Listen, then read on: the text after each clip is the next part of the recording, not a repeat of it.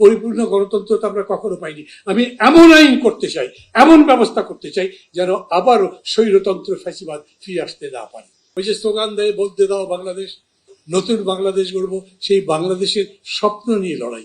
সেই স্বপ্নের কাছে আমরা যেতে পেরেছি কত দূর? আমি প্রথমেই আপনাদের স্পষ্ট করে বলতে চাই, শামসুর রহমানের কবিতা দিয়ে যে আমি বললাম, অথবা জনগণের আকাঙ্ক্ষার কথা যে আমি বললাম, সেই আকাঙ্ক্ষার ধারে কাছে আমরা এখন পর্যন্ত যেতে পারিনি। আমরা জুলাই সনদ বলছি,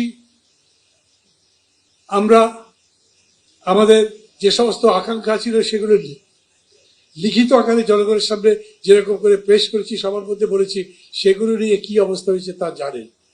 জুলাই সনদ এখন মানুষের সামনে একটা বিভ্রান্তি তৈরি করছে।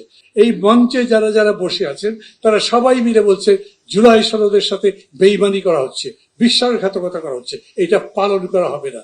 আর যারা ক্ষমতায় আছেন, জিতেছেন, 2/3 বেশি মেজরিটি পেয়ে এখন ক্ষমতায় বসছেন, তারা বলছেন জুলাই সনদ অক্ষরে অক্ষরে বাস্তবায়ন করবে। মানে কি? একজন উত্তর মেরু দেখাচ্ছে যে ওইটাই আবার মেরু, আর আরেকজন দক্ষিণ মেরু দেখে বলে ওইটাই আবার মেরু। উত্তরটা উত্তর নয়, দক্ষিণটাই আসলে সত্যি। মানুষ তো বোঝে না। জুলাই সনদ বোঝা তো সহজ নয়। আপনি সত্যি সত্যি বিচার ব্যবস্থাকে স্বাধীন করতে চান, যদি স্বাধীন করতে চান তার মানে মানুষকে স্বাধীন বানাতে চান। আর সেই কারণে বিচারিক প্রক্রিয়া সহ সামগ্রিক পদ্ধতিটা যাতে একেবারে স্বচ্ছ হয়, গণতান্ত্রিক হয়, জনগণের নাগালের মধ্যে থাকে, বিচার যাতে জনগণের কাছে পৌঁছে, সেই রকম কিছু করতে চান। তো তার জন্যই আপনি সচিবালয় চেয়েছেন, তার জন্যই আপনি বলেছেন যে দলবাজি করে বিচারক নিয়োগ করা চলবে না, বিচারক নিয়োগ পদ্ধতি আরো স্বচ্ছ করতে হবে। হয়েছে?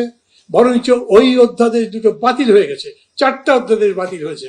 আমি মাঝে মাঝে এরকম বলি, আমরা অনেকেই বিলাসিতা করে বলি বলেন, ফ্যাশন করে বলি বলেন, আমরা বলি যে অন্তর্বর্তী সরকার যা যা করেছে সংস্কারের 12টা বাজিয়ে দিয়েছে, কিন্তু 133টা অধ্যাদেশ যারা যেগুলো জারি করেছিল তার একটার বিরুদ্ধে আমি এখন পর্যন্ত কাউকে কথা বলতে দেখলাম। মানে ওর মধ্যে বিশ্ববিদ্যালয়ের নাম বদলাও, রাস্তার নাম বদলাও, কোনো বিশেষ জায়গার একটা বিশেষ পরিবর্তন করো, এই ধরনের ঘটনাগুলো সংস্কারের অংশ নয়। কিন্তু সেটা সংস্কার যা আমার জীবন বদলে দেয়, যা আমাকে মানুষের মতো ভাবতে শেখায়, যা আমাকে মানুষের মতো বাঁচবার একটা সুযোগ করে দেয়, সেই রকম যতগুলো সংস্কার ছিল তার একটা সংস্কার এই পর্যন্ত বাস্তবায়িত হয়নি।